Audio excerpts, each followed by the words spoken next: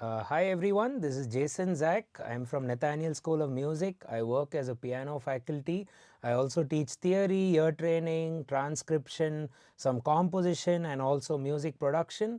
And I'm currently at our studio in Bangalore called the Nathaniel Production House. And in today's lesson, we are going to keep it very simple. It's also live, so if you're watching the live stream, do consider asking any questions regarding the lesson. I'll make sure to have them answered.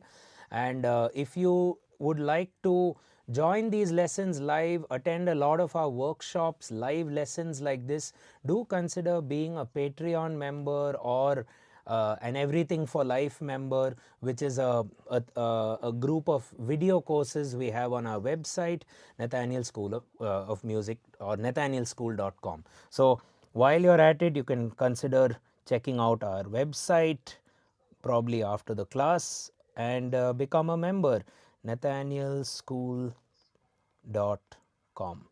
And yeah, let's not do too many selling things, let's just get cracking, as I say. So today's topic will be to form triads. We'll primarily be using major triads for the lesson, but if time permits, we'll also do minor. Okay, so major triads, if time permits, minor. And I'm going to look at teaching you triads from the point of view of the shapes that you can correlate them together with. Also inversions, we don't want to leave any stone unturned, so inversions will help you look at all the positions of our chords. And finally grouping. Grouping will help you to associate similar triads from similar scales together. And the driving force for all this will be the circle of fifths. So you'll also get a nice recap of the circle of fifths and learn chords within the circle of fifths. Okay. So before we actually start with the circle of fifths, let's try and look at what is a triad, what are the general steps of the formula to form a triad, and so on and so forth. So let's take a triad that we already know, D major. So D major, its notes would be D, F sharp, A. Now if you take any two musical notes together, let's just say D meets up with G. What your ear or what your brain is processing is, your brain is processing just one sound. Your brain is feeling the perfect fourth interval if you're considering it D or G with respect to D, or G coming higher than D. So in this ecosystem, G would be the perfect fourth of the D. Okay, or if G was the bottom, D would be the perfect fifth of the D would be the perfect fifth of the G, and D's perfect fifth is A, and so on. Now an interval which you find here is just one sound. So if you take two notes D to G, your brain is processing one sound. But if you take a triad D, F sharp, A, your brain is processing three sounds, namely D to F sharp to A, and D to A. So if you're playing D, F sharp, A, your brain is processing D, F sharp, then F sharp, A, and then finally D, A. So sa, ga, pa, sa, pa. So there are three sounds that we feel when we process a triad. Similarly with a minor chord, you take a D minor chord, D, F, A. So your brain is processing D, F, F, A, D, A.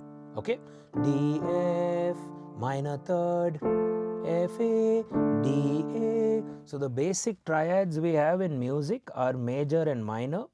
So D major we've covered, which happens to be D, F sharp, A.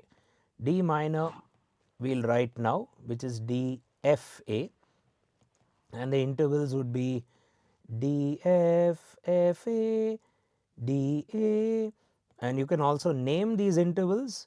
So D to F sharp would be a major 3, also known as a major third. Then F sharp to A would be a minor third.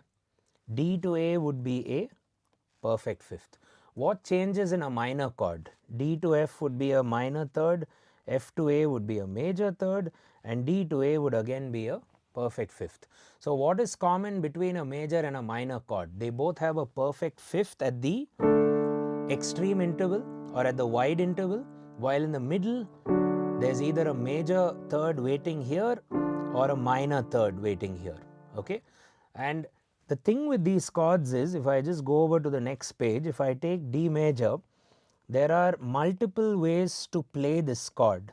So what I like to do is draw them this way and make a circle so that you can look at all the shapes of the chord in what we call as close position, which we will be focusing on primarily today.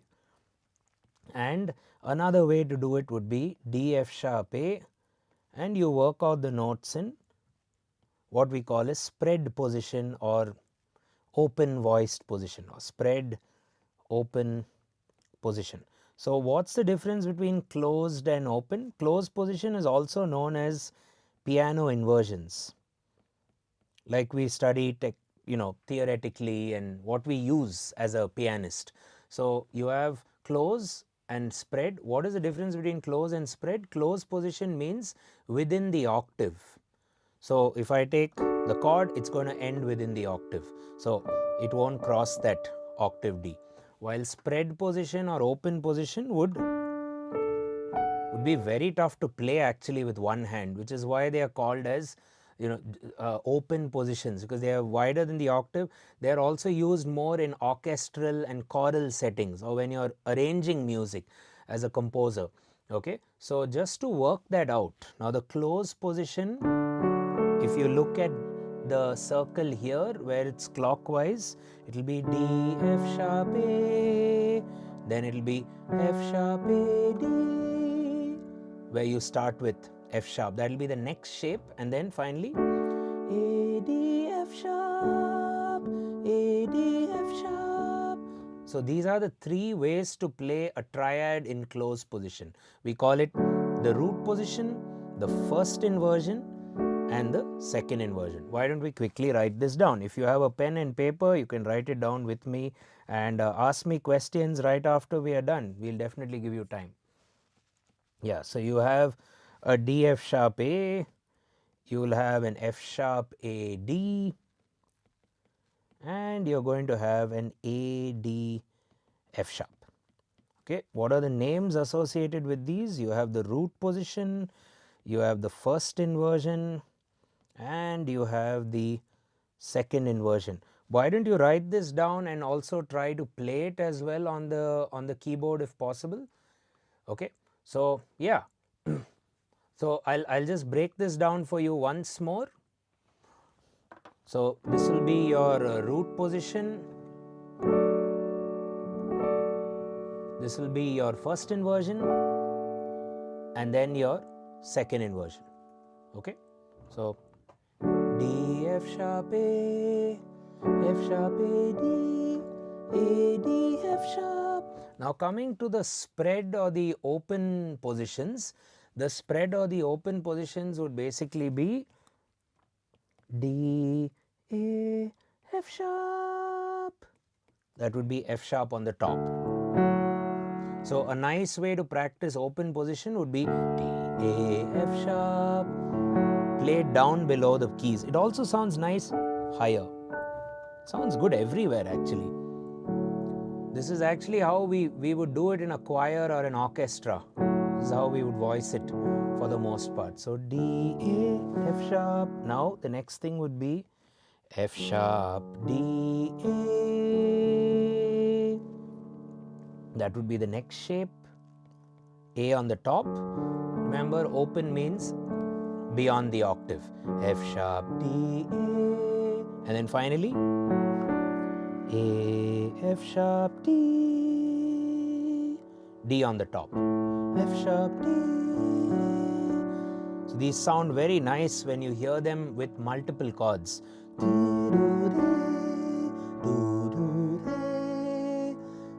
Right?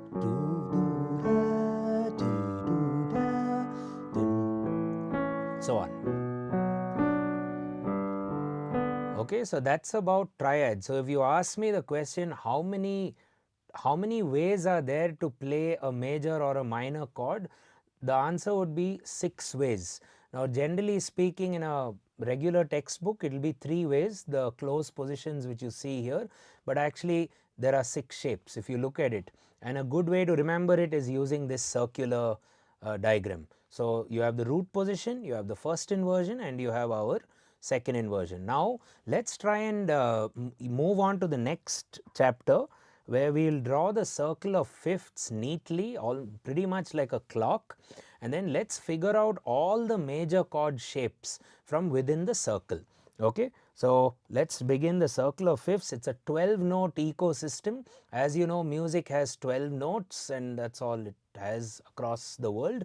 So a good way to look at the circle would be C, and that will be at 12 o'clock, and then you populate in fifths. Either you look at it as fifths in the clockwise direction, or you look at it as fourths in the counterclockwise direction. So let me do fifths for a start. So C, and then it goes to G, then D, coming to A, then E, and these are all fifths of each other. G is the fifth of the C, A is the fifth of the D, B is the fifth of the E, which is why I'm going to write B next. Okay, and then we have F sharp, which when you come to this 6 o'clock area, you can call it either F sharp or D flat.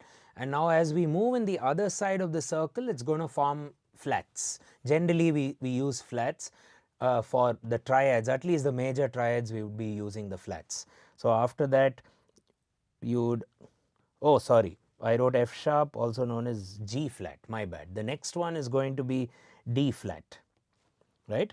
So C, G, D, A, E, B, F sharp, also known as G flat, D flat, and then A flat, E flat, try to write it like a clock, B flat, F, and finally C. So this would be a very handy way to visualize all your 12 notes in music, the circle of fifths. So the circle of fifths can help you to remember key signatures, can help you to remember scales, can help you to remember flats and sharps. I could probably do another tutorial later where we just look at only the circle, but today's lecture will be primarily on the formation of major chords. Okay, now here's the trick, or if you didn't know it already, and play along with me. If you have your keyboards out, it'll be nice if you can play along. And yeah, if you take this circle, what you will appreciate is whatever notes are the neighbors, namely let's take the first set of neighbors, C with its neighbors F and G. They would all have the same chord shapes. Okay, so C, F and G, major chords. If you look at it, it will be white note, white note, white note.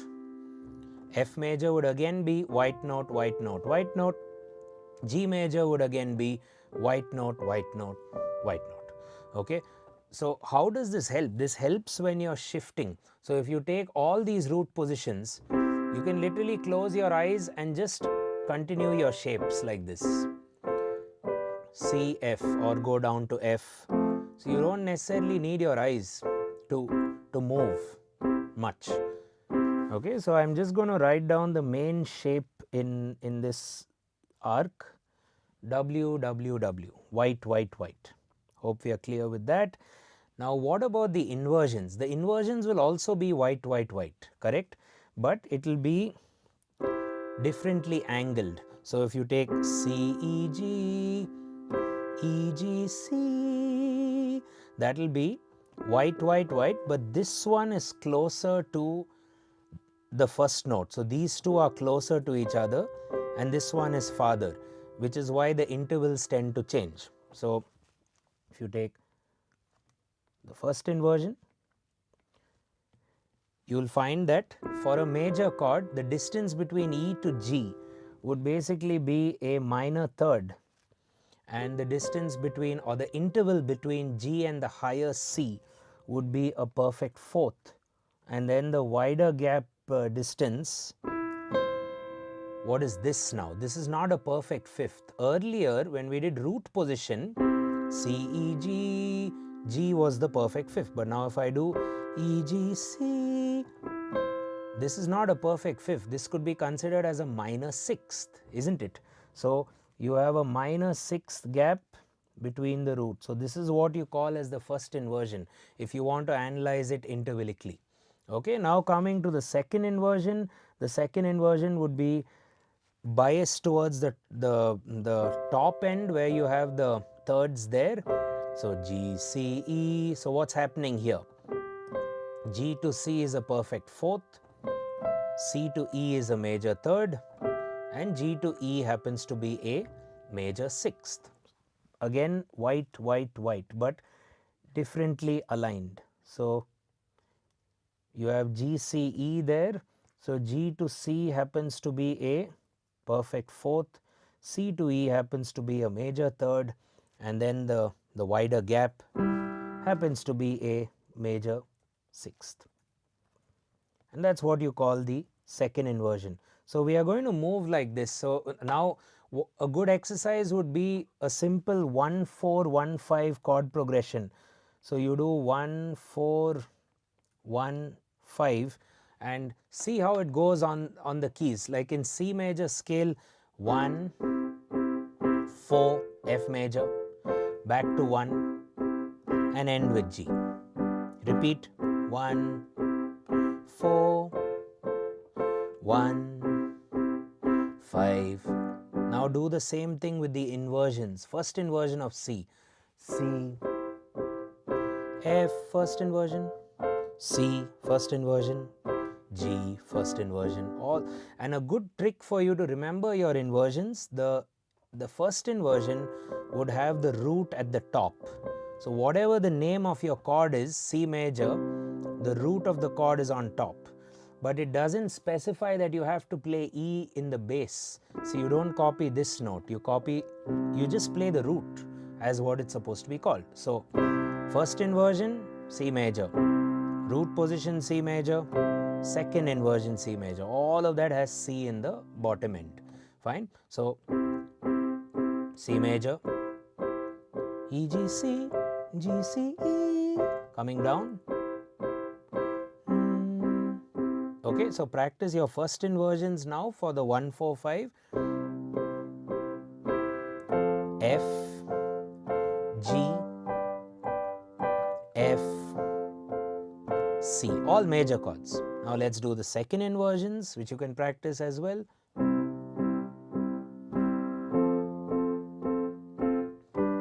There we go. And what's nice to know is the shape is the same. So if you use your thumb, index finger and ring finger, it's just going to be the same ecosystem. So, or if you decide to do it with some other fingers, I recommend these three, what you see here.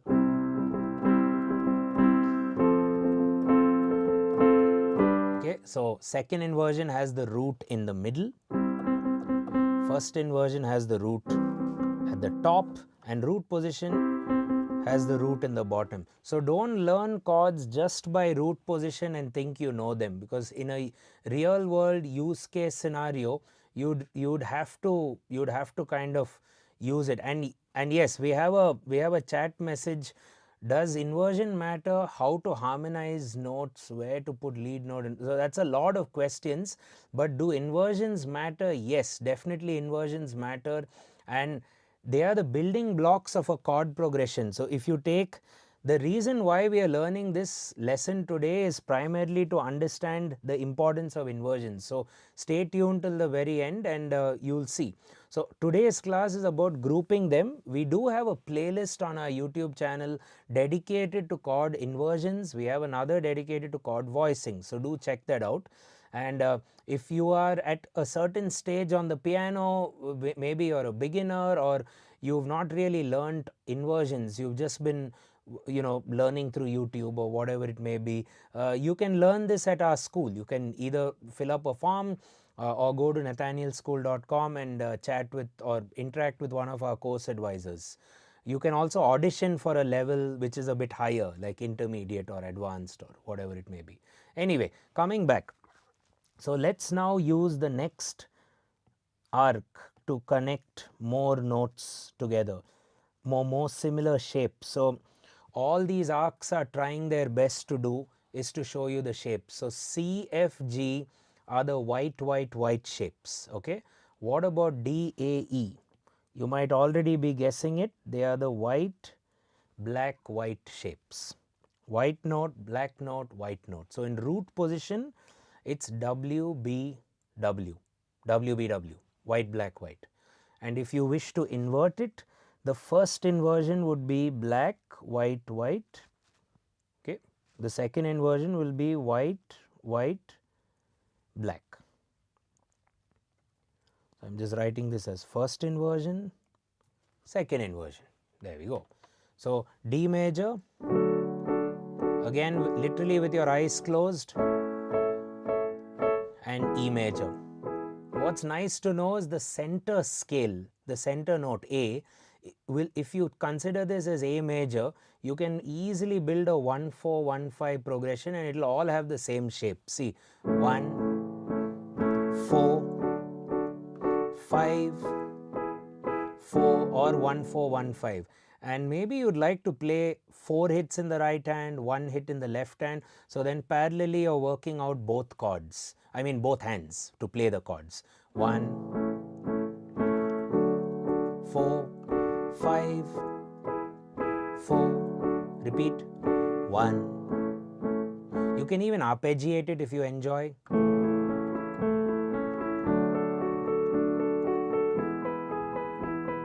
There we go. Arpeggio basically means playing the notes in an order or one by one in some fashion. In this case, low note, high note, middle note, high note. Okay, so coming to the first inversion of these things, E major and A major. So first inversion starts off with your either your thumb playing the black note or your index finger playing the black note. So alright, second inversion, let's figure that out. That will be starting very easy to play the second inversion. And a quick tip, if the last note is black, try to use your ring finger.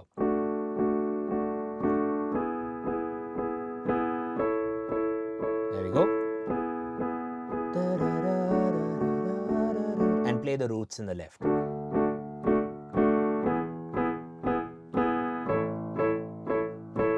See, same shape, so I'm not even looking at my right hand, it's just happening, you know.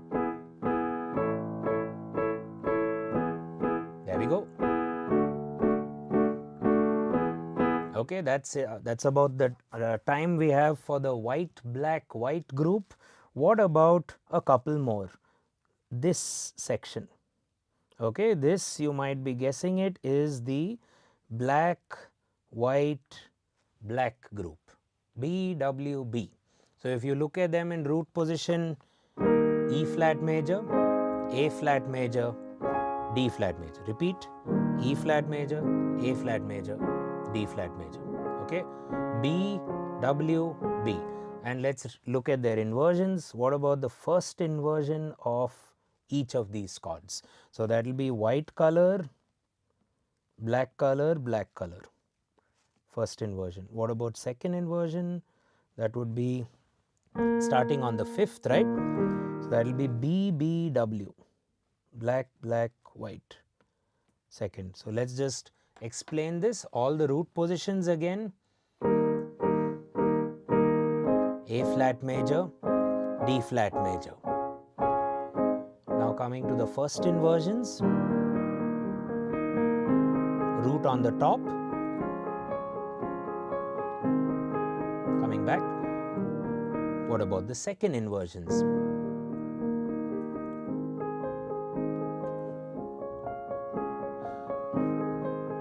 And I'd encourage you to practice it in this cluster of 3.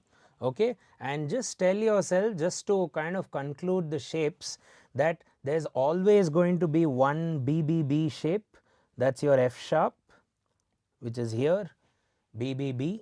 Okay, how do I represent a black note? Maybe something like this. So F sharp all black here, and then you invert it. So that's your unique case scenario, all black notes. How many all whites are there? 3 of them. Okay, and absolutely unique ones even for minor will be B flat and B. Just tell yourself the B's are unique for triads. The B's are unique. Fine. So the B flat shape will be black color, white color, white color. The B would be white color, black color and black color. Okay, there we go. So B flat would be and B major. Now B flat, work out your inversions. B major also, you need to work out your root position, first inversion and second inversion. Okay, they are unique chords. So how do we conclude this? C, F, G are W, W, W, D, A, E on the piano are W, B, W, E flat, A flat, D flat on the piano are your B, W, Bs. The unique chords B, W, W, black, white, white is B flat, B major would be W, B, B, B, D sharp, F sharp as you may know, and F sharp is the all black set of note chord. So this is major chords, and I would encourage you to do the minor chords for homework. After this, just draw the circle fresh, and if you'd like the notes or if you want to have that workflow, you can do one of two things. You can become a Patreon supporter, and the minor stuff would be there, including a lot more things for sure. You can also consider our video courses on the nathanielschool.com website, where you can get a complete step-by-step structure of all this stuff. You might be thinking, okay, what I'm teaching you now may not be the right level at the moment for you. Maybe you want to start from very, very low level, from complete beginner or a foundational level and then move. Or maybe you're already at a very advanced level and you want to take it from there. So either ways, just head over to Nathaniel School, write to one of the course advisors, and we will try our best to get you covered. Thanks for your questions in the chat. I got another one. Inversion in live singing. I play chord and bass in left hand in the keyboard. Okay, so while they sing note E, I want to play the C chord. Yes, so this is on the harmonization front. So if they sing the note E, you can find so many notes that have E in them, right? Maybe that's your question, if I got it right. So you can harmonize it with C major, yes. You can also harmonize it with E major, can you not? You can also harmonize it with E minor. What are we doing? We're harmonizing E. So E minor. You can also harmonize, what other chords seem to have E in them? You can also look at C sharp minor. Right? So if you just take a pack of notes, it's a very good question. So if you take E, what are all the major chords that have E? You have E major, C major, which I'll write here, and then A major. A is perfect fifth is E, correct? Then what are the minor chords that have the same E in them? The namesake, of course, E minor has to have E. Then A minor has to again have E. A's fifth is E. And then which minor chords minor third is E? You can ask yourself that way. C sharp minor. Now this is the tip of the harmonization iceberg, so to speak. So you have a lot more options. For example, you ask yourself, E is the minor seventh of what note? The answer would be F sharp, right? So F sharp seventh would have an E in it. Or you can ask yourself, E would be the sharp 5 of what? The answer would be A flat. So A flat augmented would have E. So E will have so many chords it can work with, right? So this is my time for the lesson. So let me just recap. While I am recapping, if you have any questions, feel free to leave it in the chat. And those of you who've joined in live, I thank you for joining. Our Patreon members, thanks for your support, as well as the members, Everything for Life members, thank you as well for your support. And if you'd like to join in, all you have to do is fill up a couple of forms, visit a couple of links. So nathanielschool.com is a great place to start. Or you can just head over to our YouTube channel or check the chat and you'll see a lot of links. So today what did we do? We learned the shapes, the inversions, and how the shapes are grouped of the major triads. For homework you should do minor. You'll find the notes in the Patreon. Also we looked at the fact that a 3-note triad has 3 intervals: major third, minor third, perfect fifth. Minor chord has minor third, major third, perfect fifth. And then we use the very important tool called the circle of fifths to put this all in the same even playing field, right? Every one of these 12 have to be learnt together, in my opinion. Don't like prioritize one over the other. You never know what song you're going to play, or rather you don't know which singer you'll work with, because singers should ideally get the choice of key, or which key to sing, because they have that limitation. As a pianist or guitarist, we don't really have any limit as to which key. So your first mission should be to be able to play music on all 12 keys. As boring as that might sound, it is the most important thing in music. So when you have to play on all 12 keys, you need to know theory, you need to know ear training to move from point to point, and obviously you have to have the technical skills to achieve this goal. So yes, that's about that. If there are no further questions, yeah. Also, we got another question. Thank you for that. How should you know which inversion to play if you're improvising? Now that's a great question. Thank you for that. So if I take the C major chord and let's say plant you with all the 3 shapes: root, first and second.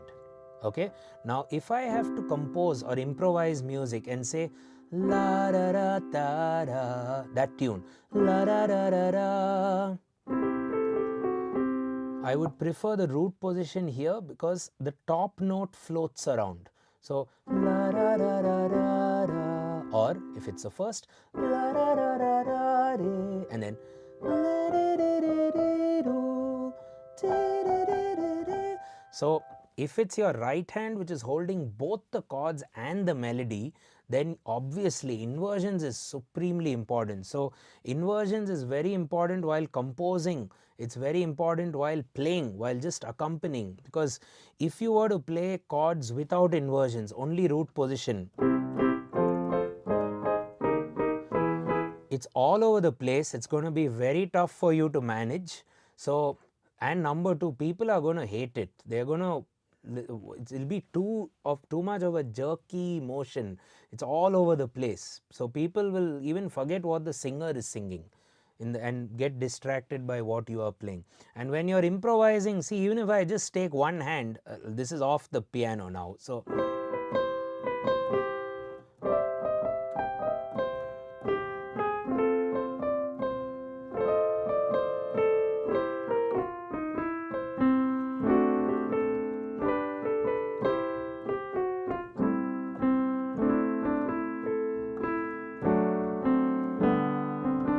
things like that, you know.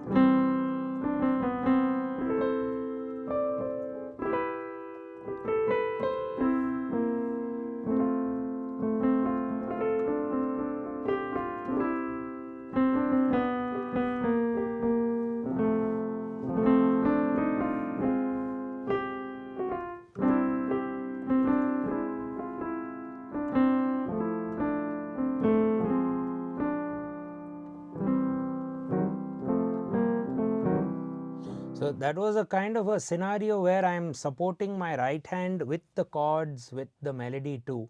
Of course, it takes a little bit of hard work and some patience when you practice, and there are a lot of exercises to develop that. So yeah, thank you for your question, and yeah, do check out the playlists on inversions, and lot of videos are there on improvising. You might also want to head over to our free tutorial section on nathanielschool.com. that will give you a lot of resources to practice this stuff.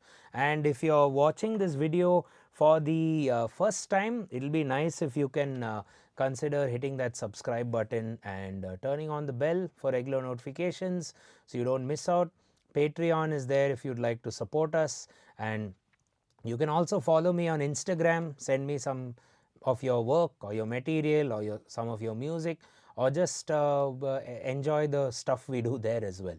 Okay, so thanks a ton for staying tuned and giving me your time for this YouTube stream, and I will catch you in the next one. And